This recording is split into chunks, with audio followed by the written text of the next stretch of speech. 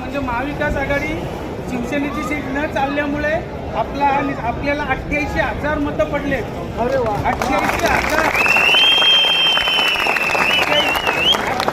कशाला म्हणतात आणि त्याला 94 म्हणजे आपण फक्त 3400 मतांनी पडलो.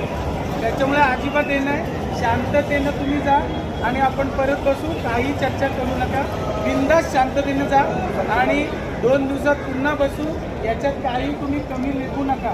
मी तुम्हाला सांगतोय, गेल्या वेळी सांगताना 65,000, आता 88,000 मतं पडलेत. ही तुमच्या बातमीवर पडले आणि तुम्हाला सांगतो, आपण एकटे लढलोय.